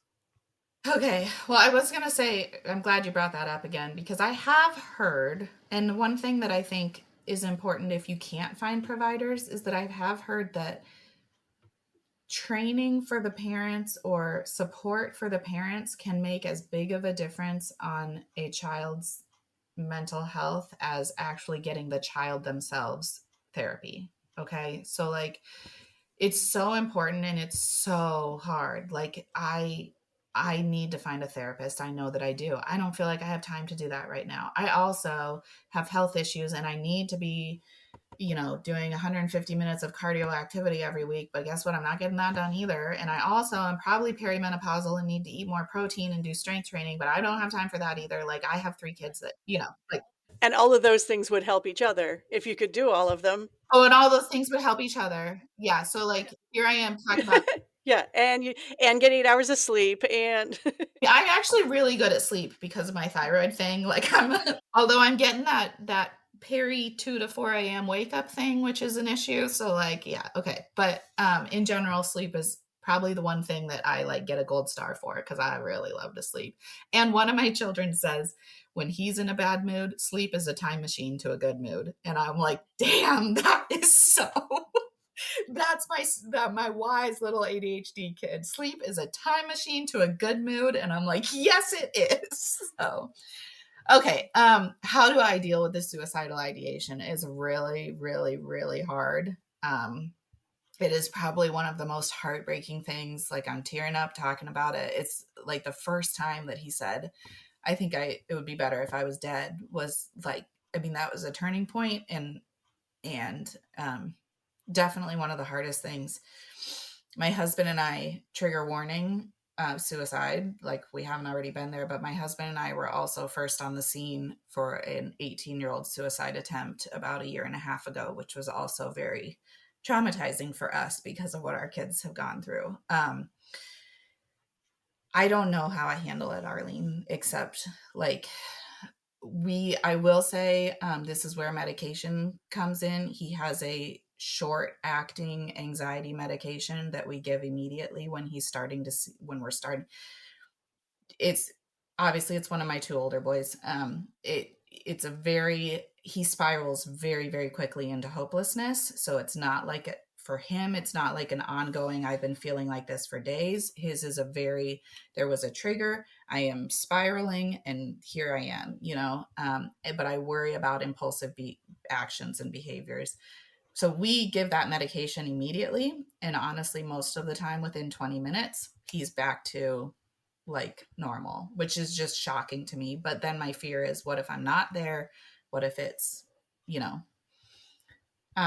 so at least I feel like we have a plan of attack. We don't have a great plan of attack as far as like, can we recognize the triggers? Can we take actions before we get to this point? And that's what I'd really love to find a therapist that could work with him better on that. But we haven't. But I don't know. All those things we just mentioned, getting good sleep, taking care of yourself, taking care of your own anxiety, learning. I mean, I read 2 books last weekend about childhood anxiety, and my own learning, which there are a lot of times where I'm like, nope, I want to just like, I don't want to spend more time thinking about this. I just want to be like, nope, that episode's over. Let's be done with it. But have found over the years that the more that I can be proactive in learning, the better I can support them. And this one book that I read last weekend was called Breaking Free from Childhood Anxiety and OCD. It's by, I think it's Eli Leibovitz. something like that.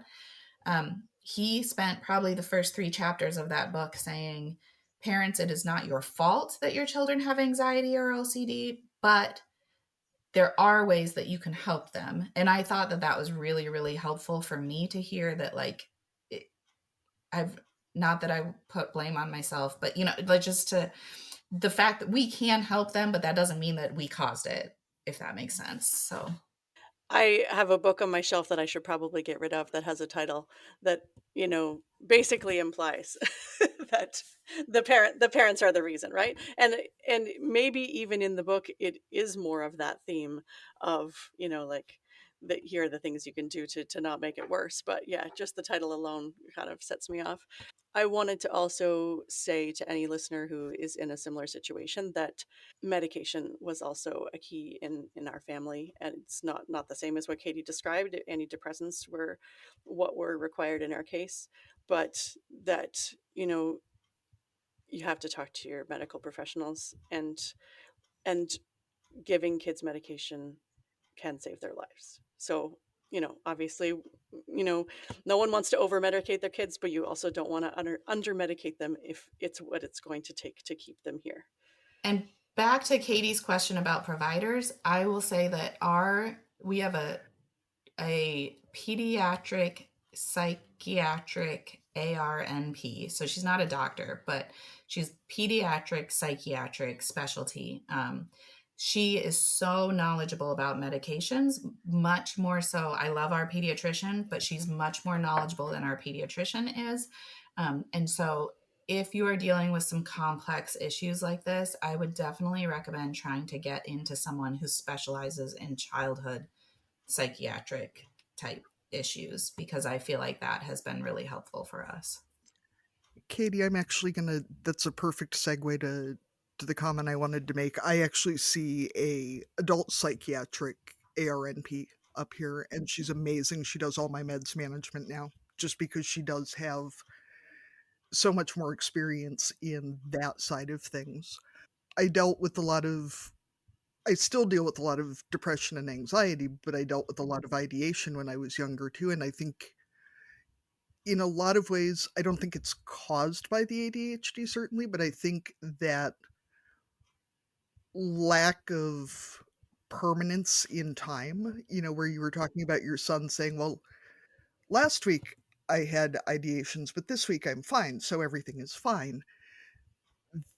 That coupled with, I struggled a lot, and I still do. But when I was younger, with people saying things like, well, what do you want to do when you grow up?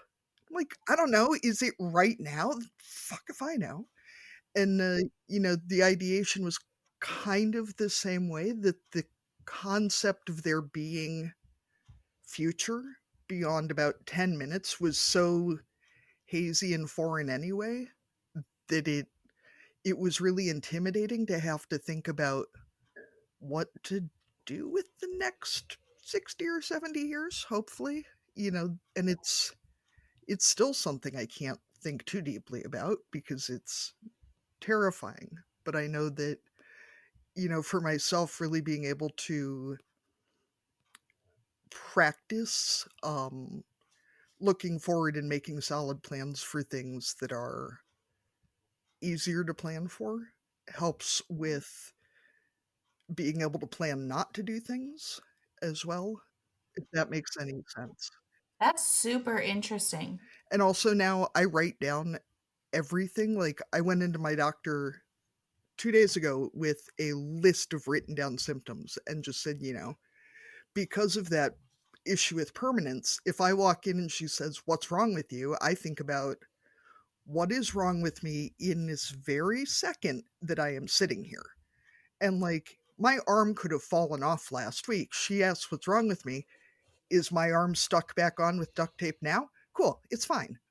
Because it's not falling off now, and it's the same sort of thing that the only, I am getting much better about remembering to remember about things, but the remembering to remember to do things is really difficult and is a real practice sort of a skill, I think, because I mean, same with eating and sleeping and exercising and, like, I could do all of that if I could remember that I was supposed to do it, and people are like, "Well, there's an app for that." I'm like, "Yeah, if I remember the app exists." Cool. Yeah, and if I'm not overwhelmed by all the other notifications that come up, you could be one of my kids. You sound just like one of them. And back to your thing about like teaching Chinese, like I have a really hard time tracking my kids' behavior and symptoms because tracking things is not something that I am good at. Like I can't stick to a routine. Oh, get your kids a chore chart, Katie, it'll be fine. Yeah. Mhm. All you need is a chore chart? You know what? Right now, inside my kitchen cupboards, we have two pieces of paper taped up. One of them is tracking one thing related to my kids' kind of behavior and goals that we're working on. One of them is tracking another one. Inside one of my other cupboards, I have a list of words that my son could say when he was 2. This is one of my teenagers. It's still taped up there. It's actually kind of fun to see it sometimes because he was in speech therapy. And so we would see the words. We wrote down every word so that we could report back what maybe I had more in, like I said, I wasn't quite as burnt out then when that was. We had that list on our fridge for several years too. Um, but then you have to have the sheet of paper to remind you about the sheet of paper is the problem. I would also like to mention though the like podcast Katie, however, has removed all of her cupboard doors in her kitchen because of object permanence, and she needs to be able to see everything all at the same time. Which I will admit, when I walked into her kitchen, made me want to buy cupboard doors and put them back on because my brain doesn't work that way. I have a real thing. Visual clutter is really hard for me, but I also have a hard time. See, Katie, I remember that I need to do it for the most part, not always. As I'm saying that, I'm thinking, no, you don't. But like, I I my problem is transitioning from whatever I'm doing, and especially if it's something sitting to getting up to doing something standing. I'm not gonna lie. Like I have a really hard time with that.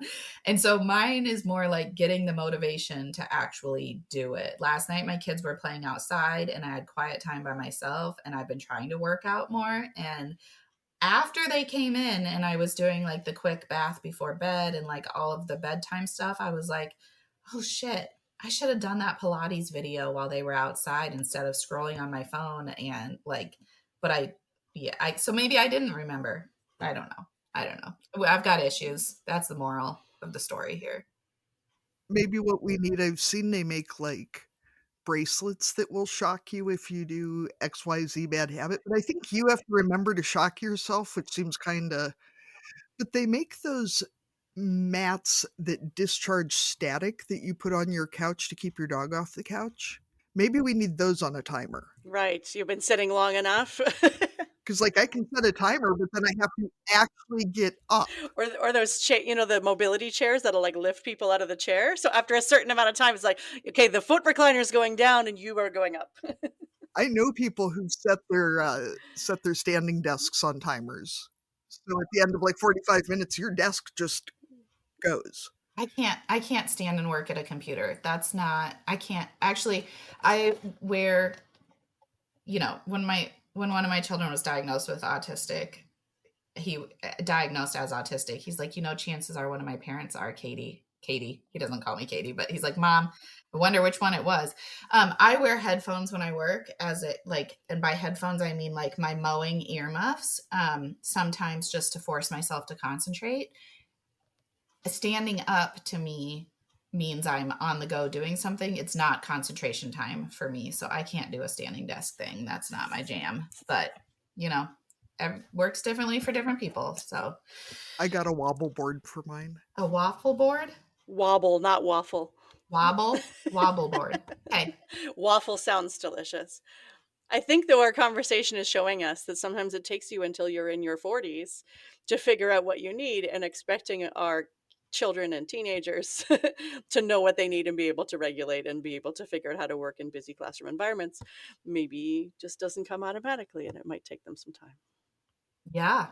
I used to think that when I was a teacher too, like we had such high standards for our kids, especially related to like not talking or being quiet in the classroom, and then I'd go to teacher in service and the teachers would be chit chatting. Hello, ADHD. I was always chit chatting to somebody. And I thought, if I can't keep this under control, how can I expect them to do that? So I think that that's true. And I think that's something I struggle with is that I give my kids a lot of grace with their challenges, probably almost to the point that I am enabling them a little bit too much. And I probably need to challenge them a little bit more to learn how to face uncomfortable situations or work through their challenges without me swooping in to solve. I don't know, maybe I should drink a glass of wine every night and they can have an hour of figuring out how to handle it without me, because that's On Fridays, we get mean mommy, and she doesn't give a shit what we think. Good for them. It is hard, though, because we're supposed to be their soft place to land, but also we're supposed to be preparing them for the world. And a lot of people, unfortunately, will not give a shit about their diagnoses, which is really shitty and terrible. And we should do everything that we can to not be those people and to not raise those people. But they're still going to have to figure it out. There's too many aspects to this job for sure. Yeah. I am not getting paid enough for this. Let's just put it that way. Yeah, that's right. So before we do our county fair question, what do you enjoy about raising kids on the farm? Bring it back around to the farm stuff. man, my kids don't really get, one of them is into kind of machinery, and he's way into animals, but not necessarily the farm animals, because he's so empathetic that it's hard to see the turkeys go to market. I love I love our acreage that we live on. Feels like a field trip for town kids. You know what I mean? Like, we've got raspberry bushes that have been growing behind one shed for generations, and we've got plenty of room to run around, and we've got the trampoline in the backyard, and like, that's what I think I love, is like living in the country like this. Is probably one of my favorite things. And then, of course, my kids get to have different opportunities that their friends don't have, even if it's just something as little as like riding the tractor and seeing the cows every day and things like that. So yeah, I love that. But I will say also, I thought that I would have two, my first two were boys. I thought that I would have boys that would spend every minute with daddy out on the farm. And that has not been the reality. And I look at some of these things that I see on social media, and I guess if your kids are like mine and that's just was not or is not their jam, like, don't feel alone, because that's not the way our family has worked either. So Yeah. I guess that was one thing that I wanted to ask you about is, do you feel like, particularly in the ag community, that we have, because I have probably similar kids to yours in that aspect, that we kind of, I don't know, glorify or, put too much expectation on our kids being a certain way when it comes to involvement in the farming side of things, or being like the right kind of farm kids? yeah, yes and no. I mean, I guess I felt like I did when they were younger, and that was something that as they grew and we found that that wasn't, going to be that way, um, that I kind of let go of myself. I don't know that I've ever seen like anybody outwardly be like, "Oh, why don't your kids spend more time on the farm?" I do feel like in our area, especially, like, kids are so involved in other activities like sports and things like that, that there maybe are more farm kids who aren't super involved on the farm all day every day because they're in other activities. I would say I almost feel my boys are not in sports. I almost probably feel a little bit more judgment that they're not involved in sports than I do that they're not involved in the farm activities. The other thing though is, like, because I didn't grow up on a farm and I wasn't in 4-H, like, I didn't know what it was. I didn't know what to expect. We tried 4-H for a couple of years and then the pandemic hit, and so that was kind of a natural, like, you know, transition out of it, I guess. And I never really fully understood what was expected of us or how it all worked. And I'm the mommy, and daddy wasn't doing it, just wasn't. He just wasn't doing it, right, wrong, or indifferent. And so I don't know. Yeah, that's a fair answer. Katie, I don't know if this is, I mean, since we're the same age and we live in the same state and we may actually be the same person, it's hard to tell. Although your house looks a lot cleaner than mine. She still has cupboard doors. Yeah. Yeah, I do have cupboard doors. Yeah. Well, fine. Okay, so we're not really the same person, but we're very similar in many ways. Arlene, I don't know what the Canadian economic situation was in the 80s, but I think with the farm crisis, so many kids of our generation were pushed hard to get the hell off the farm and get a job where the bank wouldn't take everything you owned, and people wouldn't end up dying by suicide. And there was such a push to get kids off the farm that I think there is less pressure from our parents' generation to get kids to stay on the farm, but I think that generation before them was real hard on bringing kids back to the farm. And I think that's had some real consequences. I will say my dad grew up on a farm, and in the late 70s, early 80s, his dad encouraged them to get different jobs, not to come back and farm. And so my dad was actually a John Deere mechanic. Then the dealership shut down, of course, because it was the farm crisis. And then he was a boat mechanic, and then that shut down because nobody had any money for boats. And then he became a truck driver, which we just retired a couple years ago. That was a great fit. Fairway truck driver, Katie. So we are very Fairway loyal here. It's peak Midwest right there. If he had driven for Quickstar, Peak Midwest. Multiple generations of us have worked at Fairway, and my oldest just applied for his summer job. Like, yeah, peak Midwest right here. it's our local grocery store. Do they still make you guys make them wear the white button downs and the black ties? You know what? They have changed their dress code a little. Now they have these like red polos. You know how many white button downs I had that had we had to ink every can ourselves, like stamp it with a price on it, and that purple ink all over your sleeves all the time, like it was a nightmare. Okay. Anyway, so I do agree with that. I also know like my husband's dad stayed and farmed, and I think would have loved to have had an ag related job, maybe in a lab. My husband worked for the USDA in the National Animal Disease Center before he started farming, and his dad thought that that was the stupidest decision to go and farm and give up your federal government lab job that was super interesting. You know what I mean? Like, Yeah. Holidays, weekends off. And holidays, weekends off, great benefits. And yeah. Now, of course, 17 years later, because that was when we were pregnant with Isaac too, or nope, the older one, when we were pregnant with Adam and we were deciding to farm. Because that was the other, I didn't even mention that. 3 days after I found out I was pregnant, we got approached about building these turkey barns. So we built turkey barns while I was pregnant in my first year of teaching. Within 2 years of getting married, we already owned a little house and we had to find a new one. And it was a lot, let me tell you. So why not jump all in on all the debt and becoming parents? when you're 20, 23, 24 years old, that's the time to do it. Don't 40, no, let's not do it now. Well, you'd probably think about it too much. Yeah, my husband and I went into major debt the year after we got married too, because it was like, hey, yeah, let's just go ahead. We'll build that. We don't have anything to lose. So Yeah, we'll build that new barn. We can pay for it for the rest of our lives, and we are.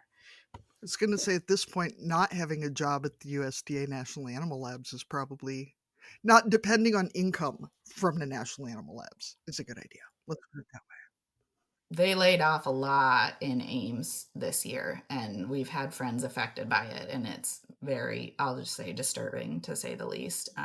We're also concerned about the effects to avian influenza response. I mean, there's a lot of things that I'm concerned about.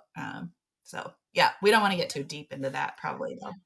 Just thought I'd throw that out there just as a little. Yeah, that we all agree that science is important. Yeah, we do. Yeah, we like science. I would have thought that we would understand the dangers of not testing during pandemic outbreaks. Let's put it that way. Moving on. We ask all of our guests, if you were going to dominate a category at a county fair, what would it be? And categories can be real or made up to ensure that you win. Well, you know what? I think the category has to be like randomness or something. Or I forgot. I even reviewed these questions yesterday, and I forgot that you were going to ask this question, so I don't really have a response. So let me just do all of the random things, and that's what I will dominate at doing. Is Yeah, a little bit of everything. That's awesome. Challenge accepted. maybe it would be entering a new division every single year, depending on, like, I went through a I went through an embroidery phase this winter, but I mean, any craft I've probably gone through, except for baking, because you have to measure things really specifically in baking, and that's too much for my ADHD to follow the recipe and whatever. But like, if it's like a visual craft, I could do a new one every year, I think. Right. So you've got a good craft hoard in your house, like I do. Oh yeah, because you live a half hour away from everywhere. You can't just go buy what you need, and like it's not like you can run to the store and come home. I would run to the store and then I'd have to run four other errands while I was in town. And then by the time that I got home and had time to work on it again, then the urge is gone, and I've moved on to a new obsession. So, I feel like that's really how you know if you found your people. If you use a phrase like, but what if you need pom poms at 9 o'clock at night? I needed pom poms at 9 o'clock last night. Like, Yeah, and then you could go to a neighbor's house and yeah. Hey, do you have pom-poms? I would have probably had a few. I mean, I had pom poms because that's who I am. But, Then can you find them? That's my issue.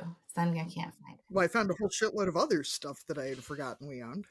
All right, why don't we go ahead and move into our cussing and discussing segment. If you're a listener and want to submit yours, you can use our speak pipe or send us an email, and the links for those are in the show notes. Katie, of the Palmer variety, what are you cussing and discussing this week? So we were discussing before we started recording that other Katie also owns an exotic pet, and we recently got a hedgehog, Okay, what's its name? This seems important. Otto. Okay.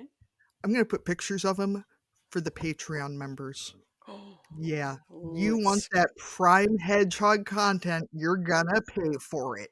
exclusive. Mostly because hedgehog food is expensive. What do hedgehogs eat? Maybe I should know this already.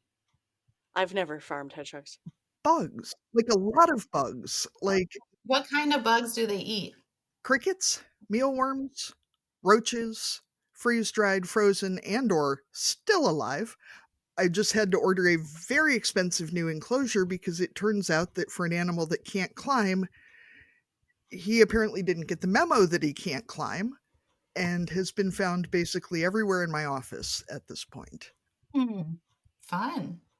How big is it? I need to see these pictures. Gonna have to become a Patreon. Like fist size? Well, he's still a baby, but he's with his quills out, he's smaller than my fist.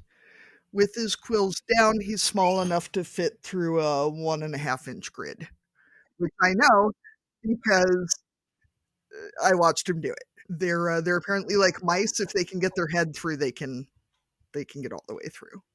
He also eats mice. Apparently, they eat pinky mice. But sourcing exotic animal items in rural areas is really a thing. We're lucky to have a really nice pet store in our nearest town with anything that, I mean, our nearest town with the Walmart has a very nice pet store as well. They still don't source anything for hedgehogs because hedgehogs. So what do you, yeah, how are you feeding this thing? I did buy him a can of mealworms from Walmart, which is disgusting. I will admit it. I don't do worms. If it does not have legs and it is not a snake, I don't want it near me. Did you research that before you got the hedgehog? I'm going to guess no. Based on. Yes, Oh, okay, you did. I'm still feeding him. I just don't like it. He's eating kitten food. They can eat grain-free kitten food because hedgehogs are omnivores. And that's been kind of cool. The one that really just kind of put me over the edge this morning was I was on Chewy, ordering my hedgehog supplies, as you do. And I ordered a running wheel because hedgehogs in the wild will apparently run miles and miles and miles a night doing hunting for baby mice. I don't know, doing whatever they're doing.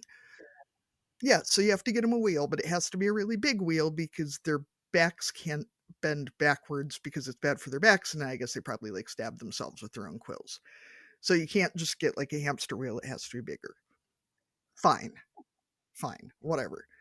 But Chewy deeply wants me to subscribe so they can send me another wheel next month. Yeah, we don't need to subscribe and save on everything. Maybe the cans of mealworms, sure, bring them on. Okay, there's an e-commerce issue there. Like we don't. How many wheels do they think I'm going to buy? They didn't try to get me to subscribe to cages, thank God, but Why would I need another wheel in a month? Maybe the bearings are going to go on that thing. He might. I don't know. Upside, they're not chewers, so he can continue. He's started a real friendship, a real deep and abiding love with the dock for my laptop on my desk because it's warm and it's in a little cubby and he really loves it. But I wanted to be sure that he was not going to electrocute himself or destroy thousands of dollars worth of electronics by being back there. So, other Katie, what do you have to cuss and discuss? Okay. Now, what does she eat? I was going to talk about my leopard gecko and the problems I have sourcing food for her. Her name is Sunny. She eats similar things, but I don't think she's an omnivore. I guess what we've been feeding her are crickets and mealworms, and I'm not exactly sure if there are other, like, that's as far as I've gotten. There was a lady at the store the other day that was buying these really big blue worms. They look like centipede type things. They were so, I can't remember what they're called, but I was like, no, I'm not feeding mine that. That's, yeah. So we've had Sunny for a few months now, and I buy her crickets while my daughter is at dance class. I have to race across town as fast as possible to get to the crickets. And it works out fine because the pet store gets cricket deliveries on Tuesday and Thursday, and dance is on Thursday. Except a couple weeks ago, I went on a Thursday and there were no crickets. And I was like, how are we supposed to feed our animals if I don't know if they didn't get their delivery or if somebody came in and bought tons and tons of crickets? And so then we did mealworms instead. But Sunny and I, bought her for one of the kids because obviously that's how that works. I wasn't really crazy about a leopard gecko, but Sunny now responds to my voice and gets very excited because whose voice means food? Mine. Not one of the kids. Because turns out the kid that we bought him for is deathly afraid of bugs and the crickets and the mealworms and you know, apparently so, so yeah, feeding my leopard gecko, having trouble sourcing food for it sometimes. Probably also like this little girl is pretty resilient because she probably doesn't get fed quite as often as she's supposed to because ADHD.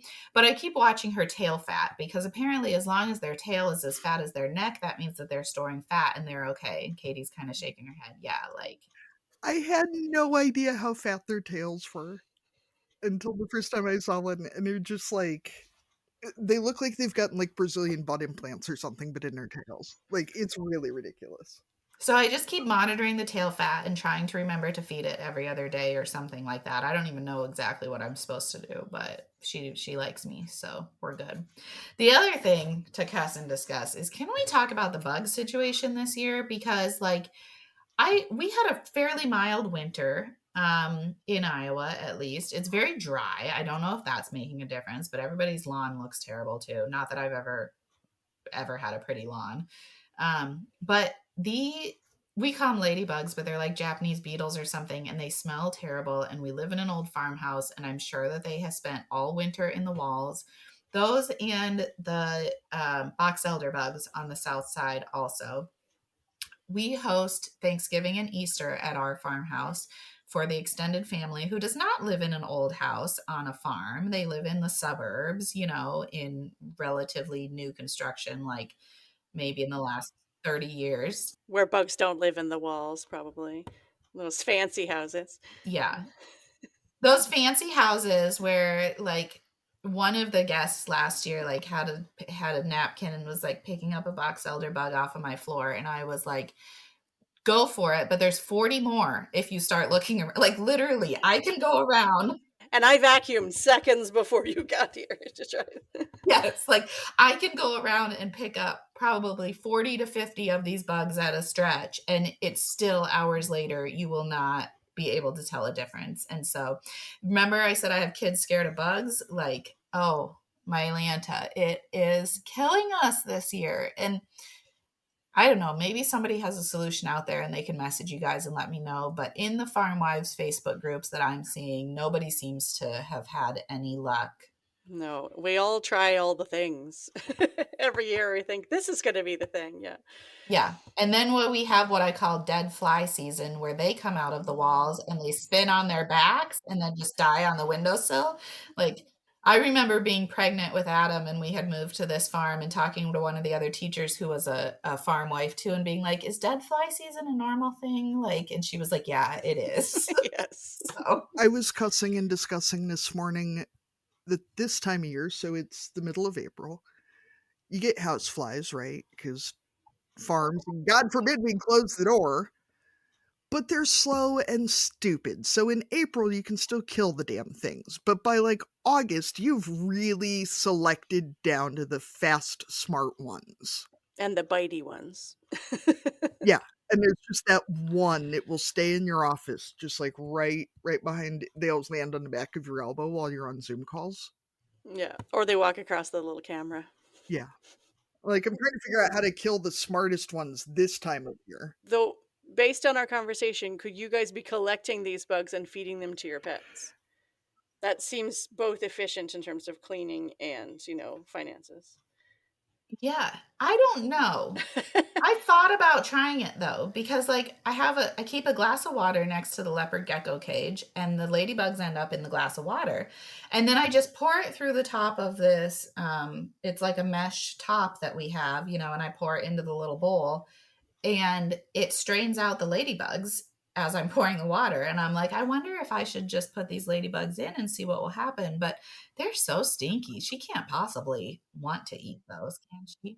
Yeah, and then maybe the gecko might start to smell herself even if she did eat them. I feel like this should be some top level Patreon content too, because I'm going to give you the secret on this one, Katie. Carnivorous plants. Do you really? Really? My Venus flytrap will eat the shit out of those ladybugs. Of course, it only eats like one bug a week, and I only have 2 plants, so that's like 2 ladybugs a week. But it makes me feel better, at least, that I am getting something out of the fact that bugs rain off my ceiling and are in all of our water glasses. And I did when I taught fourth grade. We had a Venus flytrap for a period of time. I'm not really good at keeping houseplants alive, though. I think we've had one at home with the kids, but yeah, that whole 2 a week thing or 1 a week, like that's not going to cut into my population very quickly.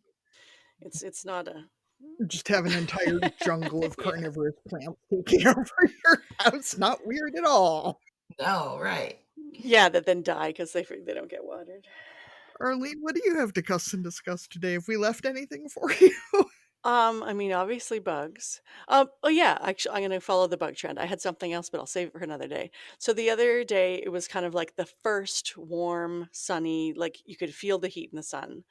My husband and I put the porch swing back out on our front porch, and it was like perfect. We're gonna sit out here this evening and have a drink, read a book, sit on the porch, because this is one of the victories that does come with having older kids who are not, like you don't have to supervise their every move. So You don't have to wash their hair for them and then fight with them about brushing their hair. Yeah. exactly, yeah, I can just yell inside and say, hey, don't forget to have a bath tonight. So anyway, there are good things about every age and stage.